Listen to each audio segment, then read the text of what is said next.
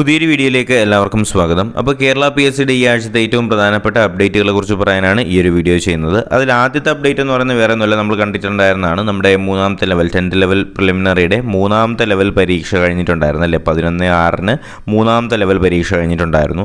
നാലാമത്തെ ലെവൽ പരീക്ഷ നടത്താനായിട്ട് പോകുന്നത്, നാലാമത്തെ ഫേസ് പരീക്ഷ നടത്താനായിട്ട് പോകുന്നത് 19/6 അതുപോലെ തന്നെ ഇനിയുള്ളത് അഞ്ചാമത്തെ ഫേസ്, ആറാമത്തെ ഫേസാണ്. അതിൽ അഞ്ചാമത്തെ ലെവൽ ഫേസ് പരീക്ഷ നടത്താനായിട്ട് പോകുന്നത് 2/7 അതുപോലെ തന്നെ ആറാമത്തെ ലെവൽ പരീക്ഷ നടത്താനായിട്ട് പോകുന്നത് 16/7 അപ്പോൾ 10th ലെവൽ പ്രിലിമിനറിയുടെ ഈ 3 ഡേറ്റുകളിൽ നടത്താനുള്ള ഈ 3 ഡേറ്റുകൾ നിങ്ങളൊന്ന് അറിഞ്ഞിരിക്കുക. അപ്പോൾ നമുക്ക് വാർത്തകളിലേക്ക് തന്നെ കിടക്കാം. ആദ്യമായിട്ടുള്ളത്, ആശങ്കയ്ക്ക് ഒഴിവില്ലാതെ ഹൈസ്കൂൾ ടീച്ചറിൻ്റെ ഇംഗ്ലീഷ് പരീക്ഷകൾ 15-ാം തീയതി നടത്തുന്നു എന്ന് പറയുന്നതാണ് നമ്മുടെ ഒന്നാമത്തെ വാർത്ത. അപ്പോൾ ഇതിനകത്ത് പറയുന്നത് വേറെ ഒന്നുമല്ല, പരീക്ഷകൾ 15-ാം തീയതി നടത്താനായിട്ട് പോകുന്നുണ്ട്. പക്ഷേ നിലവിൽ എത്രത്തോളം വേക്കൻസികളാണ് റിപ്പോർട്ട് ചെയ്തിട്ടുള്ളതെന്നോ ഓരോ ജില്ലയിലും എത്ര വേക്കൻസീസ് ഉണ്ട് എന്നുള്ള കാര്യത്തിലോ കേരള PSC ഇതുവരെ ഒരു ക്ലാരിഫിക്കേഷൻ ഉദ്യോഗാർത്ഥികൾക്ക് കൊടുത്തിട്ടില്ല. അപ്പോൾ ഇതിനകത്ത് പറയുന്ന പോലെ തന്നെ ഹൈസ്കൂൾ ടീച്ചറിൻ്റെ ഇംഗ്ലീഷ് പരീക്ഷകൾ ജൂൺ 15 നടക്കാനിരിക്കെ ഒഴിവുകൾ റിപ്പോർട്ട് ചെയ്യുമോ എന്ന് പറയുന്ന ഉദ്യോഗാർത്ഥികളുടെ ആശങ്കയ്ക്ക് ഇതുവരെ ഒരു മറുപടി ലഭിച്ചിട്ടില്ല. ഹൈസ്കൂളുകളിൽ ഇംഗ്ലീഷ് അധ്യാപകരുടെ തസ്തിക സൃഷ്ടിക്കാനായിട്ട് സർക്കാർ തയ്യാറാകാത്തതാണ് ഈ ആശങ്കയ്ക്ക് കാരണം. എന്താണെന്ന് വെച്ചാൽ പല സ്കൂളുകളിലും ഇപ്പോഴും ഇംഗ്ലീഷ് പഠിപ്പിക്കുന്നത് ബാക്കിയുള്ള ടീച്ചർമാർ തന്നെയാണ്. ഹൈസ്കൂൾ ക്ലാസ്സുകളിൽ ഇംഗ്ലീഷ് പഠിപ്പിക്കുന്നത്, ബാക്കി വിഷയങ്ങൾ പഠിപ്പിക്കുന്ന ടീച്ചർ തന്നെയാണ്. 2021-22 അധ്യയന വർഷത്തിൽ ഇംഗ്ലീഷ് അധ്യാപക തസ്തികകൾ ഒഴിവാക്കണം അല്ലെങ്കിൽ അനുവദിക്കണമെന്ന് പറയുന്ന ഹൈക്കോടതിയുടെ ഉത്തരവ് നടപ്പിലായിട്ടുണ്ടെങ്കിലും അതുമായിട്ട് ബന്ധപ്പെടുത്തിയിട്ടുള്ള തീരുമാനം ഇതുവരെ കേരള PSCയുടെ ഭാഗത്തു നിന്നും ഉണ്ടായിട്ടില്ല. നിലവിൽ പരീക്ഷ എഴുതാൻ പോകുന്നത് 14,036 പേരാണ് പരീക്ഷ എഴുതാനായിട്ട് പോകുന്നത്. മുൻ ലിസ്റ്റിലെ നിയമന ശുപാർശ നിങ്ങൾ കണ്ടാൽ മനസ്സിലാവും. ഇപ്പോൾ പരീക്ഷ എഴുതാൻ പോകുന്നത് 14,036 പേരാണ്. മുൻ ലിസ്റ്റിൽ ആകെ നിയമന ശുപാർശ ലഭിച്ചത് 322 പേർക്ക് മാത്രമാണ്. ഇപ്രാവശ്യം അതിനേക്കാളും വളരെ കുറവാണെന്നാണ് നമുക്ക് തോൽവിധിയുടെ ഈ ഒരു റിപ്പോർട്ടിൽ അറിയാനായിട്ട് കഴിഞ്ഞത്.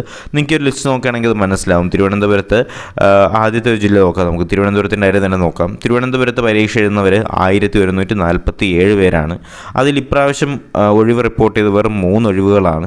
കഴിഞ്ഞ പ്രാവശ്യത്തെ മുൻ ലിസ്റ്റിലെ നിയമന ശുപാർശ 15 പേർക്കാണ് കേട്ടോ. അപ്പോൾ അങ്ങനെ ഓരോ ജില്ലകളുടേതും ഇതിനകത്ത് കൊടുത്തിട്ടുണ്ട്. ഇതിനകത്തിപ്പോൾ പത്തനംതിട്ടയ്ക്കകത്ത് കൊടുത്തിട്ടില്ല, ആലപ്പുഴ കൊടുത്തിട്ടില്ല, അതുപോലെ തന്നെ കോട്ടയം, ഇടുക്കി, എറണാകുളം, തൃശ്ശൂർ, പാലക്കാട്, മലപ്പുറം, അതുപോലെ തന്നെ നമ്മുടെ വയനാട്, ഈ ജില്ലകളുടെയൊന്നും ഒഴിവുകൾ എത്രത്തോളമാണ് എന്ന് ഇതുവരെ റിപ്പോർട്ട് ചെയ്തിട്ടില്ല. റിപ്പോർട്ട് ചെയ്ത ഒഴിവുകളാണെങ്കിലും 3, 2, 18, 1, 2, 2 എന്ന് പറയുന്ന വളരെ കുറച്ച് മാത്രമേ കൊടുത്തിട്ടുള്ളൂ. നിലവിൽ ഇതുവരെ റിപ്പോർട്ട് ചെയ്ത് വളരെ 28 വേക്കൻസീസ് മാത്രമാണ്. ഈ 14,000 പേര് പരീക്ഷ എഴുതാൻ പോകുന്നതിൽ 28 പേരുടെ വേക്കൻസികൾ മാത്രമാണ് ഇതുവരെ റിപ്പോർട്ട് ചെയ്തിട്ടുള്ളത്. ബാക്കിയുള്ളത് റിപ്പോർട്ട് ചെയ്യാനായിട്ട് ഹൈക്കോടതി ആവശ്യപ്പെട്ടിട്ടുണ്ടെങ്കിലും കേരള PSCയുടെ ഭാഗത്തു നിന്ന് ഒരു തീരുമാനം ഇതുവരെ ഉണ്ടായിട്ടില്ല. കഴിഞ്ഞ ലിസ്റ്റിലെ നിയമനങ്ങൾ നോക്കുകയാണെങ്കിൽ നിങ്ങൾക്ക് മനസ്സിലാവും. കഴിഞ്ഞ ലിസ്റ്റിൽ 322 പേർക്ക് മാത്രമാണ് നിയമനം ലഭിച്ചിട്ടുള്ളത്. അപ്പോൾ നമുക്ക് അടുത്ത വാർത്തയിലേക്ക് തന്നെ പോകാം. അടുത്ത വാർത്ത എന്ന് പറയുന്നത്, ജന്മന ഗർഭപാത്രമില്ലാത്തവർ PSC അറിയിക്കേണ്ട സമയം എന്ന് പറയുന്നത് 23-ാം തീയതി വരെയാണെന്ന് പറയുന്നുണ്ട്. വേറൊന്നുമല്ല, അങ്ങനെയുള്ള സ്ത്രീകൾ ആരെങ്കിലും ഉണ്ടെങ്കിൽ അവർക്ക് എന്ത് ചെയ്യുന്നുണ്ട്, അവരുടെ അംഗപരിമിതരായിട്ട് കണക്കാക്കിക്കൊണ്ട് സംവരണം നൽകണമെന്ന് പറയുന്നത് മനുഷ്യാവകാശ കമ്മീഷൻ്റെ ഉത്തരവിൻ്റെ അടിസ്ഥാനത്തിലാണ് എന്ത് ചെയ്യുന്നത്, സംസ്ഥാന സർക്കാർ ഈ ഒരു ഉത്തരവ് എത്രയും വേഗം നടപ്പിലാക്കാനായിട്ട് തീരുമാനിച്ചിട്ടുള്ളത്. അപ്പോൾ ഇത് കേരള PSCയുമായിട്ട് യോജിച്ചുകൊണ്ടാണ് ഈ ഒരു തീരുമാനം അവർ അംഗീകരിച്ചത്. അങ്ങനെ എന്ത് ചെയ്യുന്നുണ്ട്, ജൂൺ 23-ാം തീയതി നിങ്ങളുടെ പരിചയത്തിൽ ആരെങ്കിലും ഇങ്ങനെയൊക്കെ ഉണ്ടെങ്കിൽ അവരെന്ത് ചെയ്യുക, കേരള PSCയെ 23-ാം തീയതിക്കകത്ത് തന്നെ അറിയിക്കാനായിട്ട് ശ്രമിക്കുക. അവർക്ക് എന്ത് ചെയ്യുന്നുണ്ട്, നിലവിലെ ഒരു റിസർവേഷൻ അല്ലെങ്കിൽ സംവരണം കൊടുക്കുന്നതിനുള്ള കേരള PSCയുടെയും സർക്കാരിൻ്റെയും തീരുമാനം ആയിട്ടുണ്ട്. അതുപോലെ തന്നെ ജൂലൈയിൽ PSCയുടെ ഇൻ്റർവ്യൂ പ്രോഗ്രാം ആയിട്ടുണ്ട് എന്ന് പറയുന്നുണ്ട്. അപ്പോൾ ഇതിനകത്ത് പറയുന്നത്, ജൂലൈയിലെ ഇൻ്റർവ്യൂ പ്രോഗ്രാം PSC പ്രസിദ്ധീകരിച്ച് കഴിഞ്ഞിട്ടുണ്ട്. കോളേജ് വിദ്യാഭ്യാസ വകുപ്പിലേക്കുള്ള അസിസ്റ്റൻറ്റ് പ്രൊഫസർ മാത്തമാറ്റിക്സ്, ആരോഗ്യ വകുപ്പിലേക്കുള്ള അസിസ്റ്റൻറ്റ് ഡെൻ്റൽ സർജൻ, സാങ്കേതിക വിദ്യാഭ്യാസ വകുപ്പിലേക്കുള്ള എഞ്ചിനീയർ, അതുപോലെ തന്നെ ഇൻസ്ട്രക്ടർ ഗ്രേഡ് 1, പോളിടെക്നിക് കോളേജുകളിലേക്കുള്ള ലെക്ചറർ, ഇവരുടെയൊക്കെ ഇൻ്റർവ്യൂ പ്രോഗ്രാമുകളായിട്ടുണ്ട്.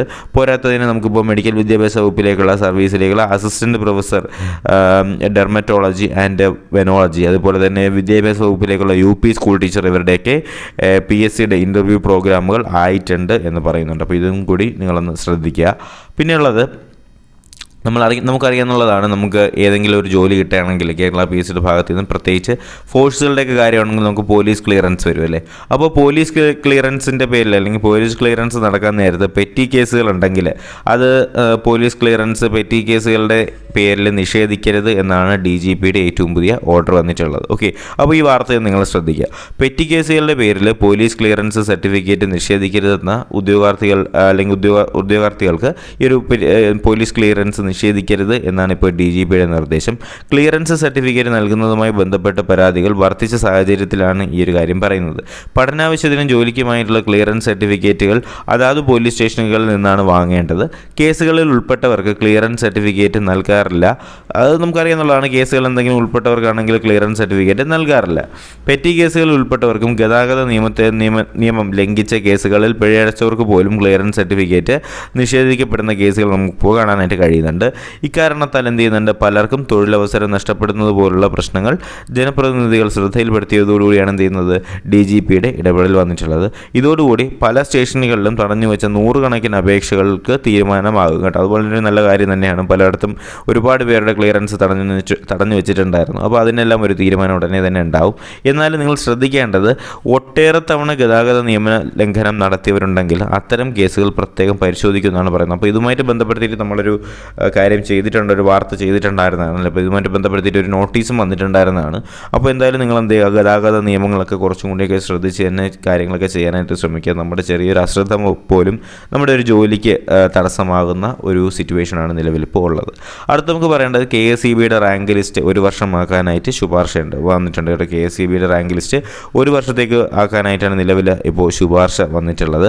അപ്പോൾ എല്ലാ വർഷവും ഏപ്രിൽ 1-ന് ഒഴിവുകൾ റിപ്പോർട്ട് ചെയ്യണം എന്ന് പറയുന്നുണ്ട്. അതുപോലെ തന്നെ തസ്തികൾക്ക് പരക്കെ പേരുമാറ്റം വരുന്നുണ്ട്. അതുപോലെ തന്നെ സമഗ്ര മാറ്റങ്ങൾ നിർദ്ദേശിച്ച സ്പെഷ്യൽ റൂൾസുകളും ഇപ്പോൾ KSEBക്കകത്ത് നിലവിൽ വന്നിട്ടുണ്ട്. അപ്പോൾ എന്തൊക്കെയാണ് നമുക്ക് നോക്കാം. PSCയുടെ നിയമന വ്യവസ്ഥകൾക്കും PSC സ്ഥാനക്കയറ്റം, PSC അല്ലെങ്കിൽ തസ്തികകളുടെ പേരെണ്ണും തുടങ്ങിയവ പരിഷ്കരിക്കാനായിട്ട് വൈദ്യുതി ബോർഡ് തീരുമാനിച്ചിട്ടുണ്ട്.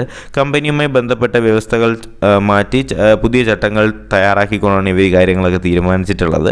PSC പരിശോധനയ്ക്ക് ശേഷം ചട്ടങ്ങൾ അംഗീകരിച്ച് സർക്കാരിൻ്റെ വിജ്ഞാപനം ഇറക്കുന്നതോടുകൂടി പുതിയ വ്യവസ്ഥകൾ നിലവിൽ വരുമെന്ന് നമ്മുടെ PSCയും അതുപോലെ തന്നെ കേരള സ്റ്റേറ്റ് ഇലക്ട്രിസിറ്റി ബോർഡും കൂടി പറയുന്നുണ്ട്.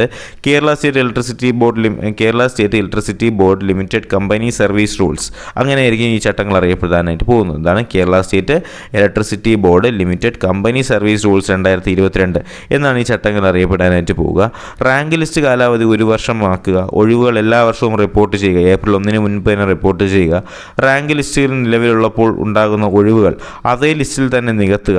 അതുപോലെ തുടങ്ങിയ ഒരുപാട് നല്ല കാര്യങ്ങൾ എന്ത് ചെയ്യുന്നുണ്ട്, ഈ ഒരു പുതിയ മാറ്റങ്ങൾക്കകത്ത് വരുന്നുണ്ട്. സുപ്രധാന ഇങ്ങനെയുള്ള ഒരുപാട് നിർദ്ദേശങ്ങളും ഇതിനകത്ത് വരുന്നുണ്ട്. അങ്ങനെ വിവിധ തസ്തികകളുടെ പേര് മാറ്റാനും ഇതിനകത്ത് നിലവിലിപ്പോൾ തീരുമാനമായിട്ടുണ്ട്. Chief engineer, chief general manager ആകും കേട്ടോ. അപ്പോൾ അത് നിങ്ങളൊന്ന് അറിഞ്ഞിരിക്കുക. ചീഫ് എഞ്ചിനീയർ എന്ന് പറയുന്ന പോസ്റ്റ് നിലവിനെ അറിയപ്പെടാനായിട്ട് പോകുന്നത് ചീഫ് ജനറൽ മാനേജർ എന്ന് പറയുന്ന പേരിലായിരിക്കും. അതുപോലെ തന്നെ എഞ്ചിനീയർ എന്ന് പറയുന്നത് അസോസിയേറ്റ് എഞ്ചിനീയർ ആവും. സബ് എഞ്ചിനീയർ എന്ന് പറയുന്നത് സീനിയർ ടെക്നീഷ്യൻ സൂപ്പർവൈസർ ആവും. ഓവർസിയർ ടെക്നീഷ്യൻ സൂപ്പർവൈസർ, അങ്ങനെ ഒരുപാട് തസ്തികൾക്ക് ഇതിന് നിലവിലിപ്പോൾ പേരുമാറ്റം വരാനായിട്ട് പോകുന്നുണ്ട്. അപ്പോൾ ഇത്രയുമാണ് നമുക്കിപ്പോൾ നിലവിൽ പറയാനുള്ള കേരള PSCയുടെ ഏറ്റവും പ്രധാനപ്പെട്ട നിർദ്ദേശങ്ങളും അറിയിപ്പുകളെയും കുറിച്ച് ഇപ്പോൾ വന്നിട്ടുള്ള വാർത്തകൾ എന്ന് പറയുന്നത്. എന്തായാലും പുതിയ അപ്ഡേഷൻസ് എന്തെങ്കിലും ലഭിക്കുകയാണെങ്കിൽ തീർച്ചയായിട്ടും നിങ്ങൾ അറിയിക്കുന്നതായിരിക്കും. അപ്പോൾ അപ്ഡേഷൻസ് ലഭിക്കുന്നതിനായിട്ട് എന്ത് ചെയ്യുക, ചാനൽ സബ്സ്ക്രൈബ് ചെയ്യുക, ബെൽ ബട്ടൺ കൂടി എനേബിൾ ചെയ്യാനായിട്ട് മറക്കരുത്.